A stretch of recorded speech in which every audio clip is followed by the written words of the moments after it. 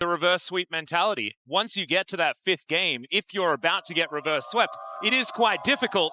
And let's see how this one's going to go as we get into the picks and bans for game number 1. And this is, you mentioned this already. Wasn't this seen in the stars? This Mordekaiser situation? Yeah, so Bwipo, again, he showed early on in the tournament, he really likes Mordekaiser. He wants to pick it into people's Scions. So since you blue side, ban that Mordekaiser.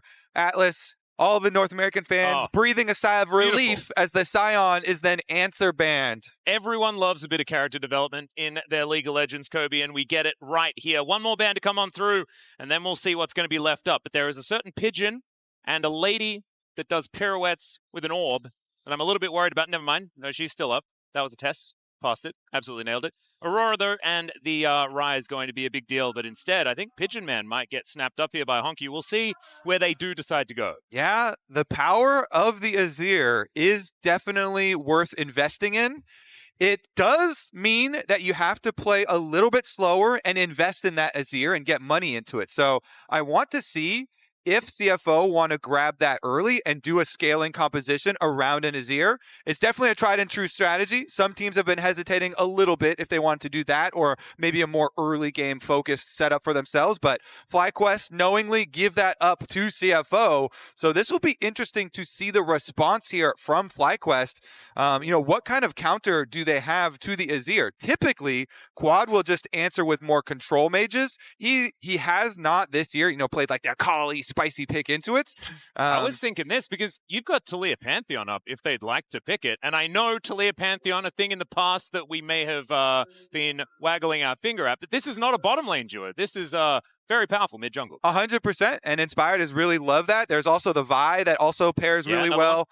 Point-and-click CCs with it, so one of those combos, and the Vi does get locked in, so you have that guaranteed setup for the Seismic Shove for sure. We'll see if they can actually punish. Now, on CFO's side, let's see the response here. Obviously, Zin's out Rumble. Are we just going as stock standard as possible? At least the Zin for Driver here. Do they want a bit more structure to a scaling 5-on-5? Maybe Driver they probably still want on a frontline CC heavy champion, and he doesn't have to pick it early on, but very well could. Well, they do it. Okay. Sometimes if you manifest things, then they happen. So I need to be very careful. I'm going to stop doing that, Kobe, because I didn't really want to see it. But we do see it anyway in the end. All right, well, this makes me think, is Bwipo just going to go the Ornn or the Galio then? Bwipo has preferred the Galio as far as those super common answers into the Rumble. But he could spice it up a little. He always does have a very deep champion pool for counter picks. And because he has a deep pool for counter picks, he could actually let the pick for Bwipo drop all the way to 4-5 here. I think Busio has been absolutely amazing on this Alistair. He played so many games on this champion, managed to pick that one up in a lot of the best of ones that they were in earlier on. And so I'm looking forward to seeing what he can do here. And I think if there's ever a way to get back on the horse, or the cow, I guess, if we're going to stick with the metaphor, then this is the way to do it, right? Because he's been so reliable. Get right back in there. Yeah, I mean, he has been a huge playmaker for this team. Really has been the star for the team, honestly, in summer, in the second half of the year. So Alistar never likes playing into Poppy. Neither does Vi to some degree. So the Poppy ban is very well deserved. Support Poppy has really been crazy thus far at the tournament. For CFO, they could just ban the standard Rumble answers of the Ornn Galio that we talked about, and then force Bwipo to do something a little bit more creative. I don't mind. I feel like the Galio is kind of awkward in the composition. So we'll see whether they do decide to get rid of something else. They take away the Ambessa first, and now we've got one more ban to come on down here. I think Kaiwing wants to play an engaged support, because otherwise CFO aren't going to have very many reliable ways to start a fight. I believe it was Humon that was playing the engaged Xin Zhao, which actually worked somewhat well, but I don't know whether I'd recommend it. So maybe a little bit of another option. So they don't need to worry as much about there being like a Siva Karma coming in on that bottom side of the map. And I think that that's pretty smart, given the fact that they've already locked in the Alistair, which can leave your bottom lane a little bit susceptible. Caitlyn already taken away, though. Yeah, 100%. I mean, they definitely need something to keep people on a Rumble Ultimate. Yep. And that's going to be Kai Wing's job. Going to have it's to. Leona, isn't it? They're just going to play Leona. Yeah, definitely a possibility there. See about the protection bans here again for the Rumble. Is the Ambessa all that they're really worried about Bwipo going to? Okay, so they Galio comes in. So is it just on for Bwipo? Does he do that? Or are we going to see Urgot? Like, what's happening here? I don't know whether we're electing to cook or whether we're just going to keep the kitchen clean. I would prefer the Ornn because Ornn plus Vi plus Talia, has a lot of combination possibilities there. But Bwipo probably prefers something a little bit more mobile. Okay, yeah. K'Sante is more mobile. I know. Middle ground? K'Sante has not had a lot of success at the tournament thus far, though. So definitely is a little bit contentious there. Yeah. And it doesn't really it's not a hard counter or anything to Rumble, so it's not it's not too much spice. I feel like it just exists in a lot of these drafts. You don't feel good, you don't feel bad, which, knowing K'Sante's past, maybe that's a good thing. So let's see what Doggo's going to be playing here. Just need to round out the bottom lane here for CFO as they've basically just taken away their top side, and we'll now just lock in some picks for Doggo and Kai Wing. There's that Leona that I was talking about. See, I'm not going to make a suggestion for what Doggo's going to play, and therefore we keep up the suspense. You've manifested the whole draft. Yeah, it's for CFO. Problematic. It's really problematic. If they lose, I will have to apologize to everyone. Betchin's going to be in my DM saying dude, please stop. No, I mean, honestly, this is the meta, though. This is the straightforward meta here for CFO, and that's a good line to take for game number 1 of a series.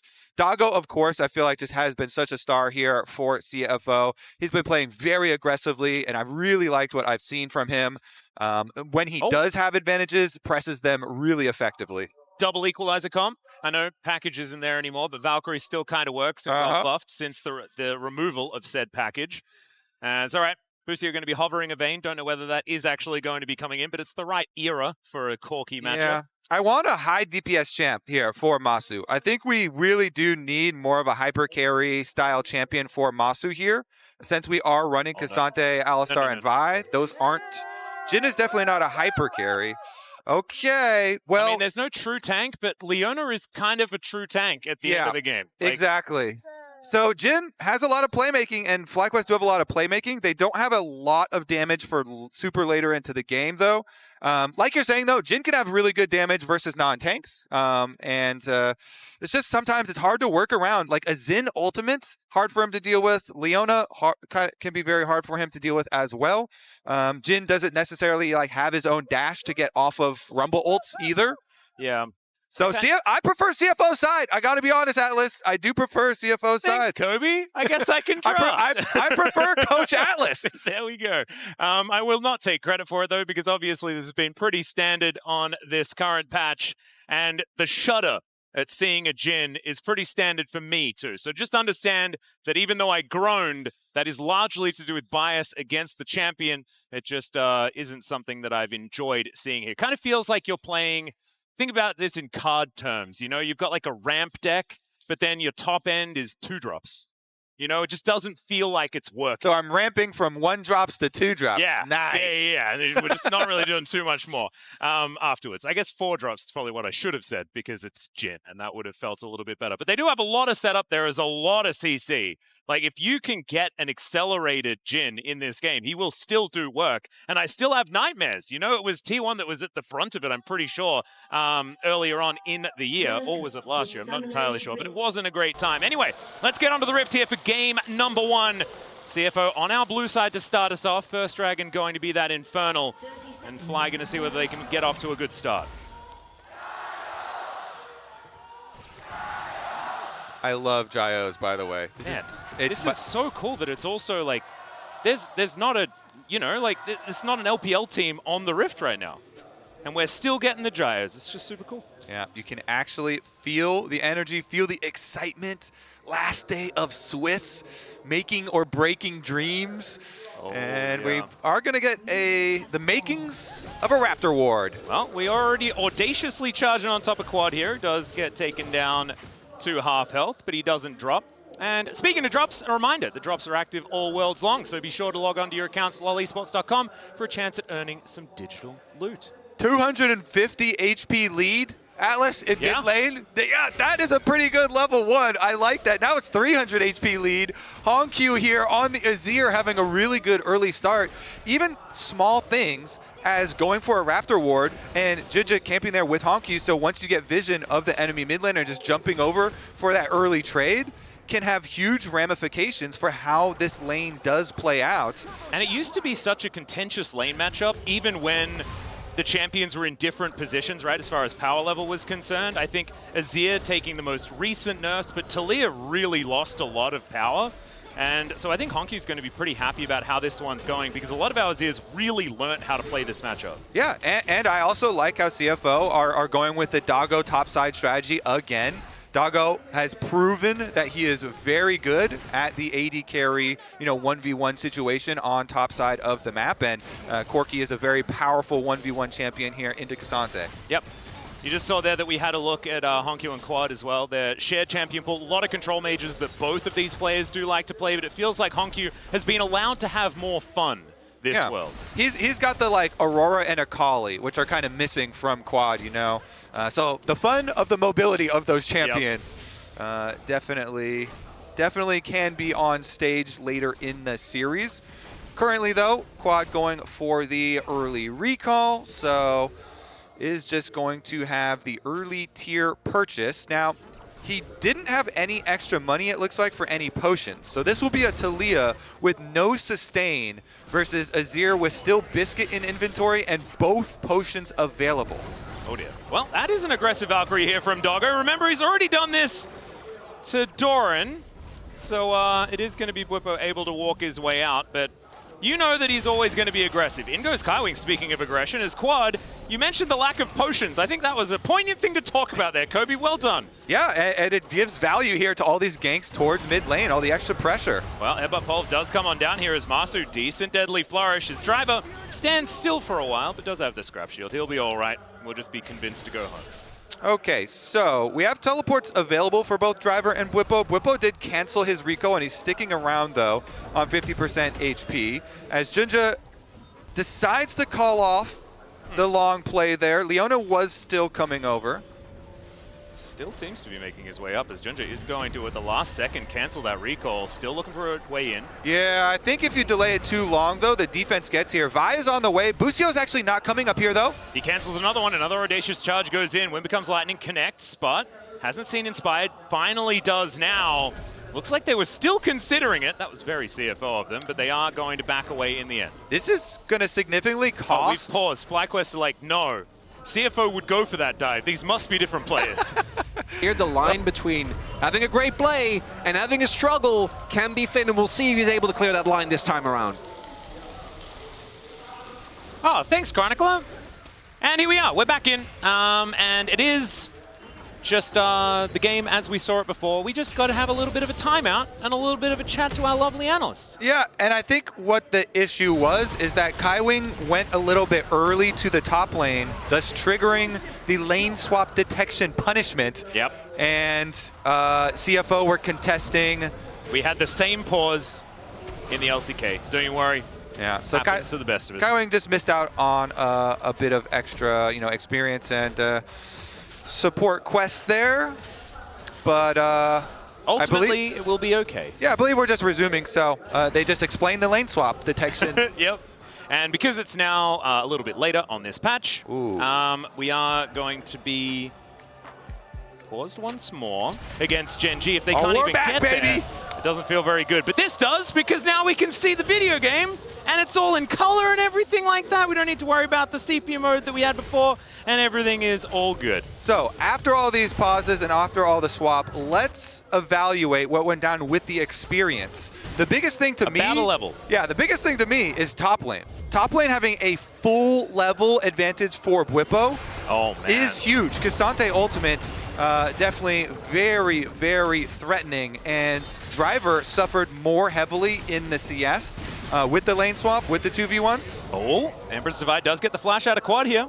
Nice little attempt from Hongq. That means that another visit, and they should be able to get a kill. Meanwhile, Inspired got to the second Scuttle Crab, getting him to the level 6 breakpoint as well. So they are going to have experience, slight experience lead for the jungle, much larger experience lead for top lane. Nothing a few pedals can't fix, right, Kobe? True. We'll need to get a couple of those as Honky does avoid the seismic shove, but he does so by hoovering up a whole bunch of rocks. So that doesn't exactly feel fantastic. This does, though, because these sand soldiers are really starting to hurt. With the recurve bow and blasting one now completed. Yeah, I am. Inspired also showed here. So every time you show, then you give a lot of information to your opponents in the early game because CFO know that Inspired cleared up towards that side. And so by showing mid, they can now guess, all right, presumably for the next like 30 seconds, he's going to be clearing the rest of his red quadrant. Your red buff, your Krugs, and then re-clearing down.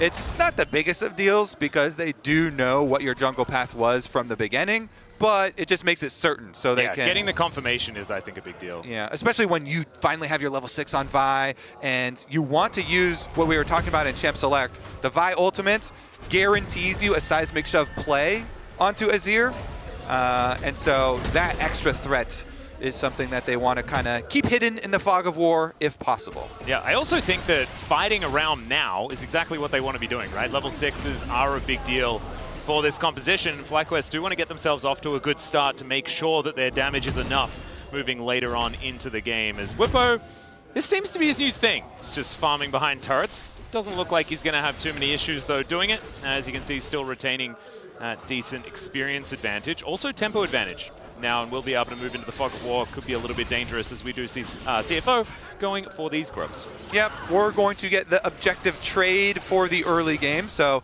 CFO, they're going to have the extra pushing power of the grubs for these turret plates. We'll see how much extra money this does result in the early game especially.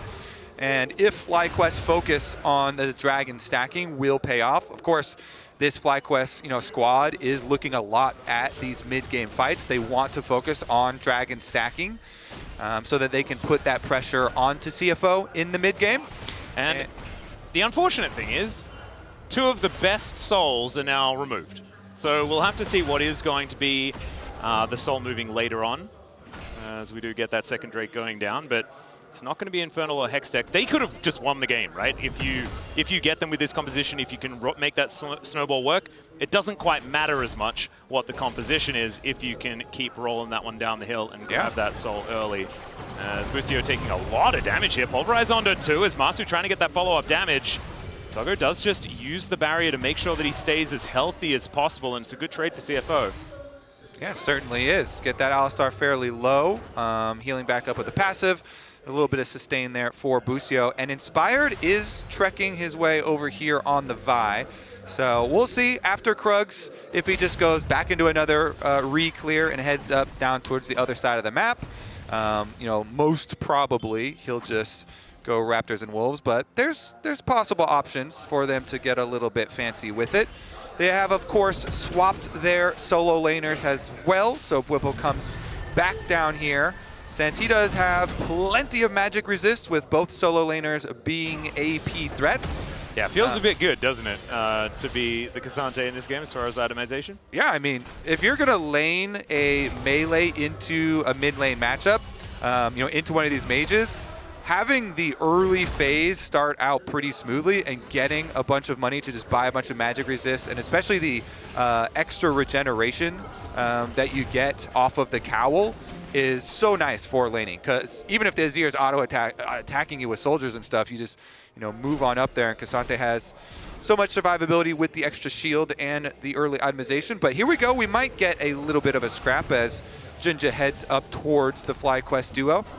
Yeah, we do have level 6 finally hit for Kaiwing as he's waiting in this brush. Doesn't look like they really want to find too much though, and especially with the Unbreakable Will there. Busio isn't really a target. Masu's hard to get onto because of the range that he does have. So we've just got a little bit of a snare coming on through. Jinja is going to walk over that captive audience, and out he will go. It is interesting because the experience leads still hold for all the places that we talked about for FlyQuest. Whipple's still with his. Bottom side, Driver is going to be the target, though. This could be really dangerous, right? Because he's already behind. It could get even worse. The Equalizer goes down just to clear out the wave. And that looks to be exactly what FlyQuest wanted. Now they're going to slink back towards the river, and Inspired going to see what else he can collect. Looks like it's going to be Scuttler first. and then possibly just Gromp into clearing out as much jungle as he possibly can to continue getting himself in a good position. But so far, everything has been pretty quiet. Pretty quiet. A little bit of extra efficiency, I would say, on the FlyQuest side. Yep. Namely from Inspired with his jungle farm. Junja, we've seen a couple times where he hesitates around topside, kind of wants to make a play, either calls it off himself or gets interrupted. And so Junja is slightly behind in the jungle. But that being said, the carries for CFO have their own leads here, both Hongq and Doggo, with some slight extra gold to their names. Yep. Hongq, of course, very comfortable on this Azir as well. His record is pretty impressive. They do a lot of winning, so it is hard to really gauge exactly what it all means on the international stage, but I think Hongq's proven himself well enough for us to be able to trust it. Yeah, it is actually crazy how much winning this team does. I mean, Jinja has won 7 regional titles in a row. Yeah. Everyone that he has played in there in the LCP/PCS. And we'll see if they can continue on the international stage. Again, in the early game, experience is valued a bit more than gold because the small gold differences don't usually result in a full item breakpoint. Yep. And so the extra value of a full level is a base lot of... stats are much more important. Exactly. That's the guaranteed power that is going to be there. But we haven't seen anyone use it yet, really. Oh my god, the burst damage out of Doggo. He's got that Trinity Force, and yes, now we definitely know it. So the item breakpoints definitely do hurt when one of them is a Trinity Force. Maybe this is one of those lessons, like AD carries really like items because they can do that with them. Yeah, especially... Oh, Soulflare double slow does come on through, but that's not quite enough to go for too much. Oh, I say that. Hongq's Sand Soldiers, they've been training hard. This could be problematic for FlyQuest. This is CFO really making a good effort to interrupt the dragon stacking. Inspired is on vision. Yeah, and Doggo saw him, immediately clicked towards him. As Inspired is going to wrap his way around. Looks like CFO are going to get off this dragon as Teleport is going to bring Bwipo in. Junja actually just going to waste no time, flashes away, but Bwipo might be able to get on top of him. The ulti not going to work out because Bwipo ate the CC, and that is first blood over to Inspired here. FlyQuest on the board. As the turret plates fall, a 14-minute first blood is not exactly the earliest, but the fact that they get a second Drake is huge. They could teleport Quad to go answer the top wave as well. If they don't want to drop the top wave, send the Talia over there.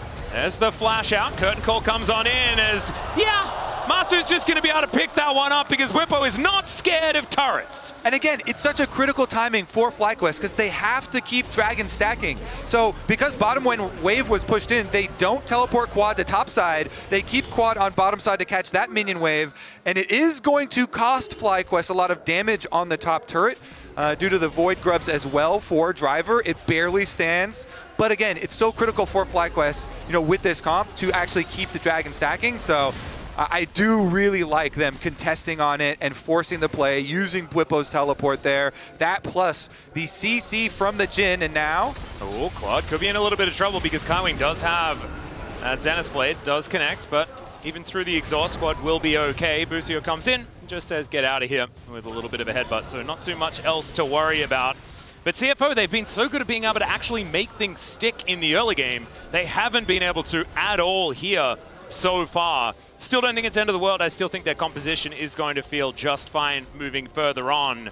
But with all those experience hiccups, things like that, the fact that the gold is now well and truly sitting in FlyQuest's favor and those two dragons, man, like everything is coming up FlyQuest here in this game so far as Quad might be the first sign of it not quite working out. It's despite the flash, Hongq still able to pick him up. The redemption comes down as well, as we do see picture-in-picture that it should still be this Rift Herald going down.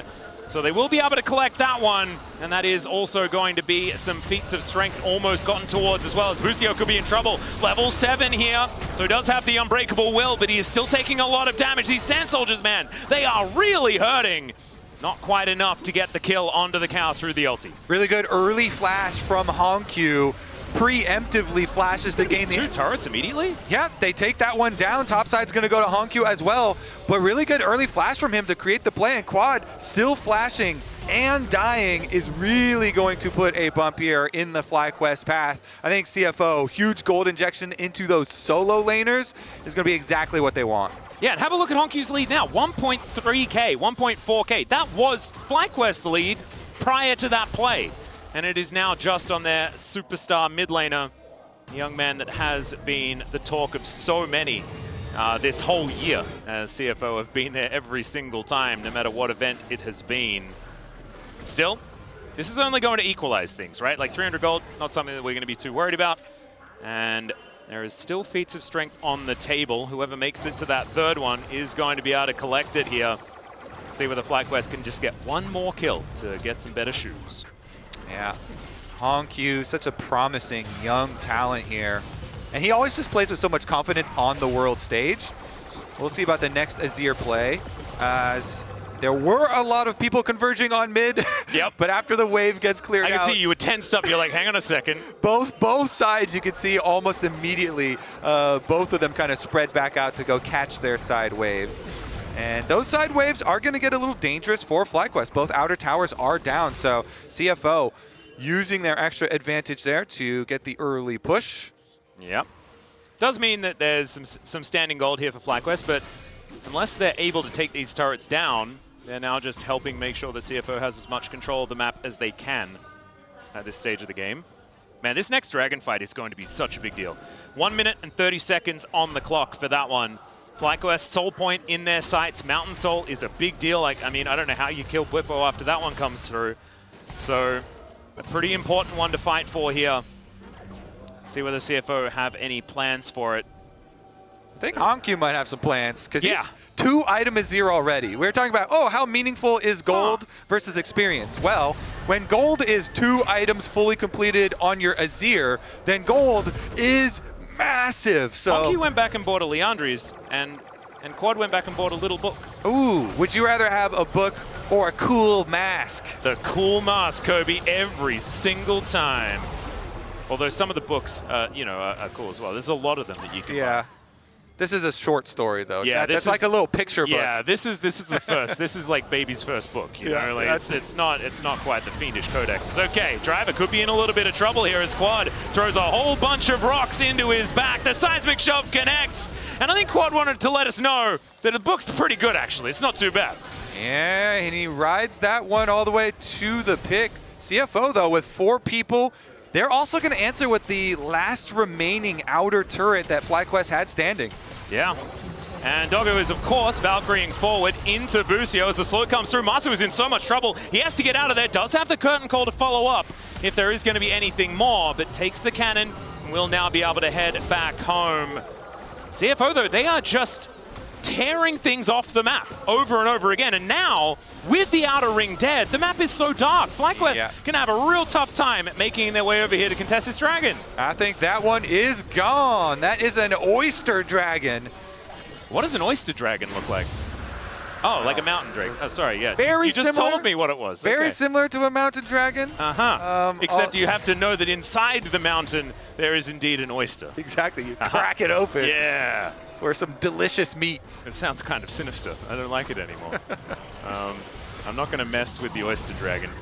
That's all right. Doggo and Masu back here in this lane. I think Masu knows now that if the Corki goes anywhere near him, it could be problematic, but he hasn't bought in quite some time. It's okay. Driver back in lane, maybe back in trouble again as Bwipo. We're going to try and take him down. There's the all-out. See whether Driver can actually survive this one. Deadly Flourish will be avoided. There's the curtain call as Driver desperately trying to get out of here, but I don't think he's going to be able to do so. The last bullet doesn't connect, but Bwipo does have a Q. Manages to take that one down. Meanwhile, on the other side of the map, because there were 2 that showed top, CFO have decided that it's time for Otacon, and then they decide it is too dangerous. Not a decision they often make, to be perfectly honest, as Rift Herald is going to be thrown into the mid lane. Shelly a little bit confused about where she is. We'll be able to wander towards... Okay, never mind. She is just going to be herded back down the river once again. Inspired will be able to just... my favorite part of this... driving. My favorite part of this were the blue Flying Oyster question mark pings that were going down on it. They're like, where is he going with this? Regardless, though, the best thing that this FlyQuest comp does is make picks on the map. CFO, though, they're starting back up the Otacon. Is this just gone? I mean, Honkyu does need to be there if they want to have the DPS, but things are very, very dark on this map right now. Busio is going to rotate his way down. CFO have all the information they need. This is just gone. And you were talking about the great experience crisis of the early game of this series. That might be mitigated as Doggo does get himself over the right side of the wall. Driver desperately wanted to do the same thing, but there's a little bit of brush, and FlyQuest realized that I think their only real option here is to try and push down mid. You can tell FlyQuest were so confused there. They had no idea where CFO were because Bwipo just teleported to his own secondary tower when he was split pushing on top side and had finished up that top tower. FlyQuest had no idea. They were completely bamboozled by that play from CFO, and then they saw them and they got the Otacon, announcement even. He still panics. Yeah. He thought people were coming for him. I mean, they do have a gold advantage. Max. There's at least that. I'm trying to figure it out, Kobe, because feels like CFO just kind of got away with murder. Yeah, FlyQuest, oh man, they are confused. Well, Kaiwi might be confused now because Bwipo is just going to come out of the brush, but Driver comes in. I'm going to slow him down with a couple of harpoons, and that should be enough. It's all right. We did manage, the feats of strength did go over to FlyQuest. They at least managed to lock that one in. So it's not end of the world or anything like that.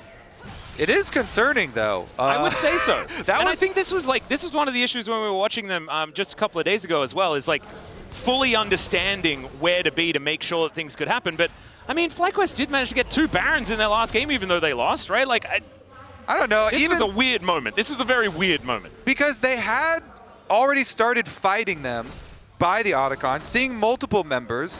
Technically not all of them. Maybe it's just the assumed reset. They also, yeah. All right, well, good plays from Flying Oysters, though. Definitely worked. In the last few minutes, they stopped the Dragon stacking, got the Mountain one first, then they got the Otacon, and they were able to get a teleport off of the Cassante here. Maybe it was there was a vision bamboozlement that we missed, and there's a really clever vision bamboozlement that happened as the wall is going to come on down here. Kaiwing just flashes over the top, and it's going to be able to keep him safe, but that is a big investment as far as Summoner Spell. It is going to be employed, so CFO without that to engage some fights could be a big deal, as under a minute until this next Dragon. Next Dragon. Let's see if they get back on track here, because CFO have got to be so happy with this game state. Already having the Otacon with 22 petals, plus having the first of the Mountain Dragons, taking that one away. It just gives them so many luxuries here. And Honkyu was already doing well in this game. The Azir is just so comfortable split pushing, has an arm guard. We already mentioned the 2-item power spike, but this champion with flash up is so mobile. At CFO, have a lot of options here, and Honkyu is even going to see the approach. Well, Sundisk is going to come on up here, and that is going to mean that Inspired will take a little damage, but not too much more. It does have the upgraded Merc Treads, as CFO are looking to move up and protect their mid laner. FlyQuest moving over as well. Teleport to bring Honkyu down, as they just want to take this inside track, move over towards this Dragon. And they should be able to get this early setup. Masu already 50% of his health bar taken away, as Doggo's rockets are really starting to hurt Quad. Wrapping around the side, doesn't have the Weaver's Wall up just yet. There's now Driver on that flank angle, checking for Inspired, who should be able to get himself in here. We'll see whether they want the turn or whether they want to get themselves the Dragon. FlyQuest moved their way in, though. Inspired biding his time to make sure he gets in at the opportune moment. Solar Flare goes entirely wide as Inspired gets his way in there. Junja having to flash his way out, though. Seismic Shove gone wide. Equalizer is down. Not doing too much, though, as we can see. As the Drake already low as well. The exhaust comes on down. Bwipo gets into that backline. Kaiwing's in a little bit of trouble. And down goes the Xin Zhao. That's going to be the Drake going over. FlyQuest pick up the soul point, but have they found the fight? Driver still wanting to try and burn them as Honkyu gets on in there. There is Bwipo looking for the angle. Emperor's Divide, though, will be his shutdown. And it's Doggo that picks up the kill. Look at these health bars. Doggo desperately wanting another Valkyrie, but he will not be able to get in there. And FlyQuest gets soul point and they get relatively out of there. Yeah, they do. Bwipo turns around to go after the Azirs to try and put a stop to that chase, and is the sacrifice. It ends up being 1-for-1 on kills. Critically, as you say though, Inspired able to secure the Dragon. Let's look at the setup here. Junja does get focused. The Leona ult going wide there is actually quite big. That being down, Kaiwing also misses his E. Thankfully for him, he doesn't get shoved in by the Taliyah seismic shove, but they back off from the equalizer, reset with the redemptions. Inspired and Bwipo inside the pit here is actually quite close, because Junja there, they focus him down, get the kill, and then Inspired can smite afterwards. So they cleanly are able to focus down the enemy jungler and then get the objective. Here's where it gets very risky. Yeah, look at all these health bars. They're nothing. As Honku dashes in though, Bwipo goes in, he dies. Well, you can see Bwipo not feeling too happy about it, but I think it was a worthy sacrifice for what they were able to pick up. 3.5 minutes until a potential Mountain Soul, which will be a huge deal. Not to mention getting the Elder onto the map, which certainly does help closing out the games. Certainly does. I think there's a lot of pressure in the next 3 minutes. Well, Solarflare going to slow down Inspired. Doggo is, of course, Valkyrieing over a wall, as he will be able to blast going his way to safety. Doggo only has one mode, doesn't he? He's just I love going it. in. It's attack mode. Yeah. It is so fun to watch. Every champion can be Draven, as it turns out. Especially when he has double summoners. He plays so aggressively with them. CFO, though, once again, they start up the Baron. They're trying to force FlyQuest into this early. My God, Honku is doing so much damage to this objective. FlyQuest is going to have to make a decision. Teleport is going to come through from Bwipo as they get a nice knock up onto Kaiwing. He's thrown back with the shove. Equalizer goes down, though, and Quad is just dead. An overextension, as we can see, is now Junja goes in. Busio, the next one to fall, paying for his mid laner's sins, as Doggo is, of course, flashing forward. It's Bwipo to go down one more time as he tries to all out his way to safety, but that is not going to stop CFO from taking this Baron and getting a big lead. Never mind, though, it's Kaiwing that's going to go down first. Inspired collects that, but Emperor's Divide pulls him back, and they'll trade jungle for support after the end of that fight, and CFO should be able to get the Purple Worm as a reward. Huge for CFO. They turn around on Quad and immediately punish him for taking that wall so close to their team. Quad goes in, he jumps off right into Kaiwing here, gets stunned up, and immediately deleted. So CFO are very, very, very happy with the start of this fight, and then they just run down FlyQuest, chasing every last member here. Huge critical moment at the Baron, and CFO destroy FlyQuest. You can see CFO pretty happy about it as well as far as the coaching staff are concerned. That is going to finally even out the kill score here in this game, but the Baron is the biggest deal. And keep your eye on that Rebel Baron power play. Currently at the neutral setting, which is 1500. The more they can get is going to be the use of the buff. As Doggo back in this mid lane once again. I feel like whenever he's on screen, I tense up. There was no one else on the screen, but I was like, is he going to solo kill that nothing over there? He just might. That dog definitely has bite. So does Honku as well, by the way. The bird also has bite, and Honku still has his flash. He didn't have to use his flash in the last massacre that we just witnessed. And so it's a level 17 Azir with a big lead. Junja, though? Yeah, Junja is in a little bit of trouble, able to flash out of the way of the seismic shove, and there's not a whole lot of damage available to take him out when his ultimate's running. As now Busio likely to just die. Driver will be slowed down, but it's Quad that's dead again! Oh, it's a disaster for FlyQuest. It's into the backline, goes Inspired, but I just don't know whether that was a great idea, as Doggo is going to be able to take him down while he's trying to ult him into the sky. And CFO, this could be them just marching up the mid lane and taking out the first inhibitor of the game. Yeah, I think they might destroy quite a bit of the FlyQuest base here with the Baron buff still on for a long time here. They get to continue pushing an inhibitor down. You also see Junja pushing in on the bottom side wave, but he's going to run right past it and look for the end. Well, we'll see whether they can do it right here, right now. There are 2 siege minions making it so difficult. The curtains have been called. I don't know whether they're for CFO. They will be able to stay alive. So FlyQuest, they do survive the push here, but CFO have broken open the base. They take an inhibitor turret on the bottom side as well. Honku deals with that one, and now on their way out, they'll be able to collect another Mountain Drake, meaning that soul is ever further away once again. And I would say 6K is a pretty good Rebel Baron power play. We were talking about keeping your eye on that one. Yeah, that's good number. Yeah, CFO here just looking dominant now in game number 1. Let's take a look at this as they try and pick off Junja for FlyQuest side. And it's a good equalizer from Driver. Quad then, you can see on the Talia, gets nailed. Kaiwing, ulti him, immediate follow-up, and they just delete that Talia once again. Nice ult there from Kaiwing to snipe him. Inspired then goes in at the end. They know they're just kind of throwing their bodies at CFO at that point, because having given over to this team comp the Otacon as well as the Baron in that last fight and all this gold adding up, CFO have a chokehold on this first game. Well, now Inspired, it's going to have to be these Hail Mary plays. And I actually like this. We've seen this from a lot of players in the past. Inspired himself has done it before. When you're feeling down and out, just find a spot to stand as Vi so you can kill the guy that does the damage. This is the Pyoshik play. This is solo queue. You go and get an enemy camp.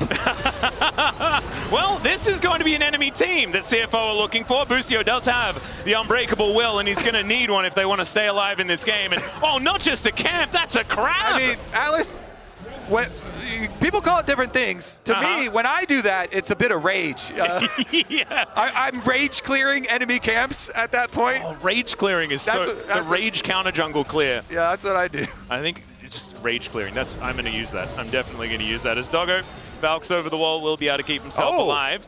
But now the wraparound has happened. It's not only a rage clear, it might also be Driver going down, but he does spot him here. Inspired, not quite with the surprise play that he wanted, but it's the all-out to bring them underneath the turret. Junja is going to be the first one to go down, as Doggo is, of course, over the wall. Honkyu goes golden as the solar flare is going to interrupt that curtain call. As, my God, how did Doggo do that much damage? That was disgusting, but still, he is now dead. I think Fly is still alive. Atlas, rage clearing is a viable strategy. This was the best. It's a stroke of genius. It turned into the flank of all time for FlyQuest, what they needed to defend the base. It set them off. And then they just went. They flew underneath the inhibitor turret. Inspired didn't even really have to do anything. It was mind control. It was extraordinary. Mind control is the best strategy. Here we go, though. You can see on the minimap, Inspired approaching, and Whippo is able to get the kidnap basically under tower. Yeah. And they basically create chaos. When you are down like that, you want to create some more chaos. And so they're going to continue to do it. Yeah, Driver could be in a whole lot of trouble. The wall comes down. I don't think this Rumble is going to survive, and he doesn't think so either as he ults the wave to make sure that he can at least get something. But these little picks, all of these dents in the tempo are getting Fly back into the game. Exactly, that's what you have to do. Continue to try and make picks across the map. Go through the fog of war. Do we have to have the freak conversation about you shouldn't take the mid inhibitor because you deny yourself gold and stuff? Do we need to do that? And it's been a while. Well, their wave clear is not the best. We'll see about the teleport out. I say just keep on fighting. Well, that's exactly what they're going to do, as Junja, once again, potentially in trouble. Does now have Honkyu and Kaiwing in the area. As the knockback from Buppo, there is another kidnap, like you said before, but it's going to be flashed this time. Blast Cone makes things problematic. Oh, the rocks go down. Honkyu, so much trouble, but still the damage is there because Doggo shows up. Massive amounts to come on through, but it's already 2 for FlyQuest. Doggo trying to survive against Whippo. He flashes over the wall and picks up a double, but Fly still able to win the fight, and it should be the Baron. Baron is alive. It is. Okay, Doggo's still alive, though. You have to respect Doggo. Driver is turning up as well, but I mean, Doggo's health bar is not exactly high. As Masu gets himself in there, it's looking like they're not going to go for this Baron, but FlyQuest, I mean, I was writing the obituary, man. Like, this is not what I was expecting this game to look like. You have to keep the chaos going. They want to keep the chaos rolling here, forcing and forcing. They're definitely going to turn off the Baron, but CFO are doing a good job. They're not taking the bait here very quickly. They know it takes FlyQuest way too long to do the Baron, so they're not running into it. Yeah, Weaver's Wall goes down. I mean, they left a control ward there, but the Equalizer is still going to do so much work as the Baron, they're still on it. The spikes are really hurting. Inspired, still lower and lower, and Doggo wanting that wraparound. Driver gets in there with the flamethrower, and there's Doggo! It is going to be the Baron secured by FlyQuest, but can they keep anyone else alive? The Empress Divide comes in, it's a double in the end for Doggo, and so there are a few Barons left up here for FlyQuest, but there's no people. Yeah, there's only an Alistar and a Cassante to defend the base. CFO are going to come, and they're going to try and finish. All right, let's see whether they can make that one happen as Honkyu shifts some sands to get himself towards Bwipo, whose health bar is extraordinarily large. Driver looking for the flanking Busio, and Junju's going to catch him because he's walking up mid lane to get back to his team. He's holding the wave. It's the Marin strategy yet again, but I just don't know whether it's really going to work. As CFO, they're going to move back. They're going to get themselves their own soul point, but it did save the game, Kobe. It did say, never mind. Maybe it's just, oh my, this game, it's just ridiculous. It certainly bought them some time, It bought them some time. They might have been coming back to do the Dragon anyway. However, it did look a little bit, I got flashbacks, to that Maokai standing stalwart to stop the end of the game. Yeah, it does buy them some time. Triple Mountain Dragons now picked up for CFO, but FlyQuest live a bit longer here. Again, gotta clear out some of this vision and continue to try and make some picks. They have so much CC to try and do it. We're not able to stop the back here as Inspired. Wanted to try and catch Driver once again, but not going to happen this time around.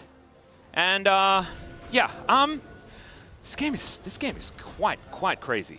Yeah. Is that a flame horizon for Bwipo?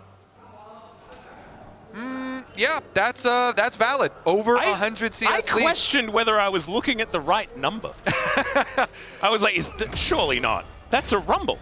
The second question is, does that flame horizon matter? Probably. Or does Doggo being full build Corki? That certainly is a full extra item. He does have 9 times the amount of kills to his opponent.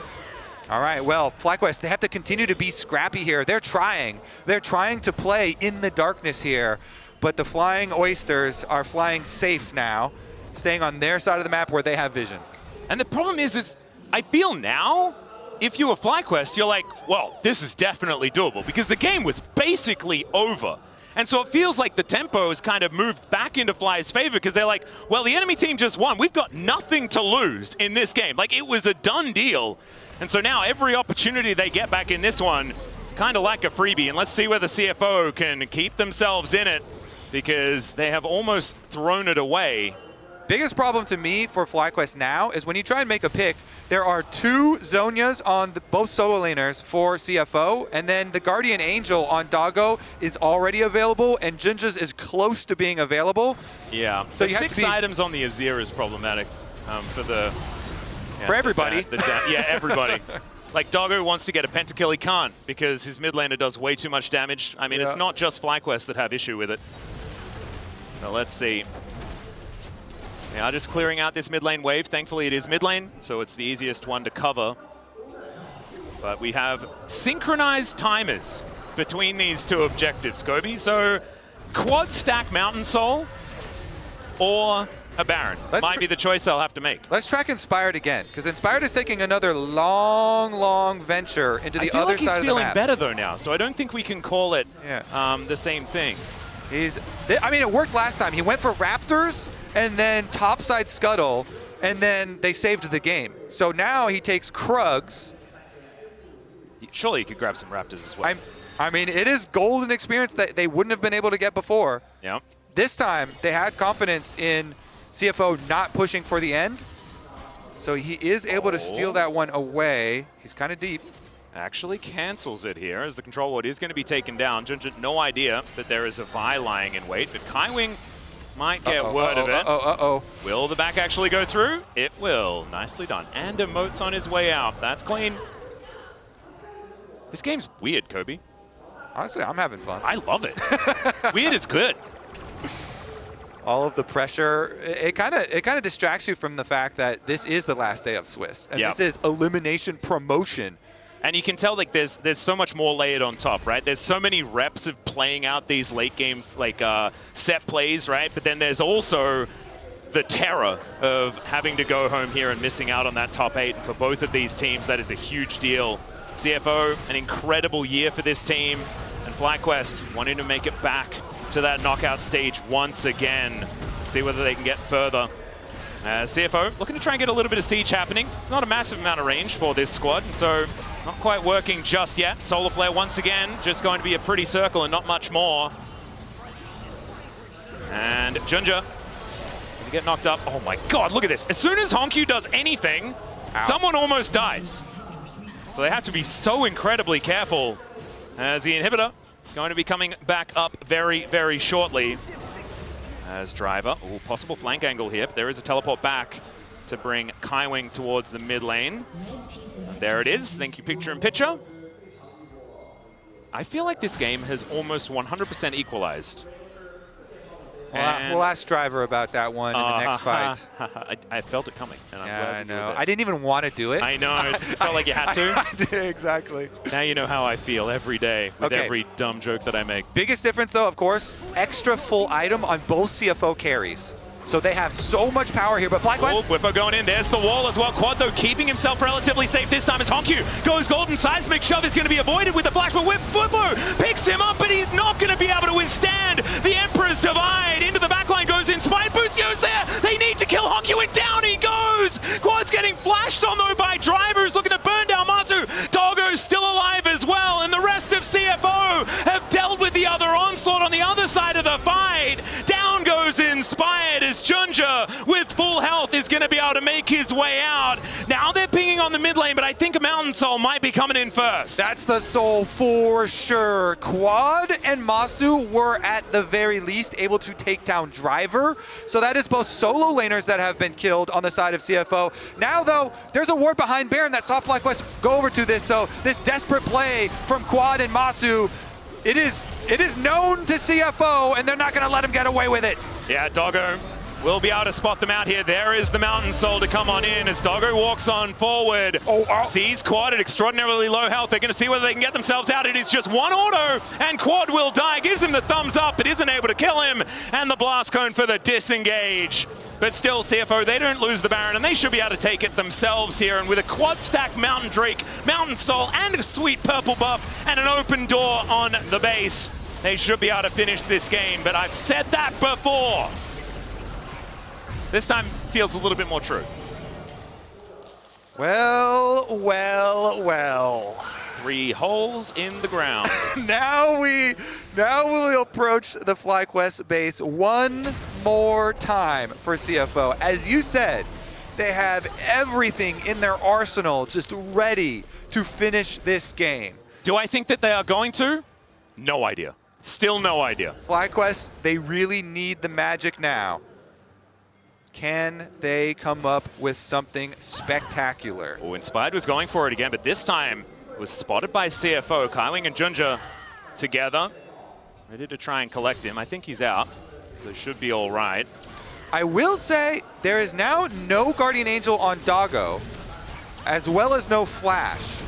But I think that CFO, as long as they just play safe with their battle lines, and they don't have both carries right next to each other, then they should be okay to just slowly move it in. And now we've just broached 10 seconds over the longest game at Worlds, which we did just have yesterday.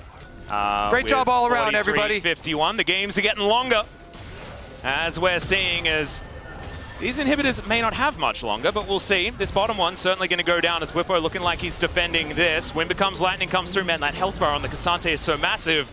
But these inhibs are still going to go down the flank angle there from Inspired. He still wants to look for it as they're under Nexus turrets now. Driver, wanting to see what's going on. I believe spotted him just there. The first Nexus turret going to be lying on the floor. They need to pull the trigger if they want to stop CFO from taking this. But you can see they're playing so carefully as CFO not wanting to take any undue risks. As Seismic Shove will be Sonya's. And there's the Emperor's Divide as well. Honkyu keeps himself alive. They're still desperately trying to get on top of him, but it does not work. The young player is able to say no to FlyQuest and will now be able to take down the Nexus. It took a little longer than we may have expected, but the Oysters strike first. CFO finished the job in game number 1. FlyQuest scrambled and made them work for it.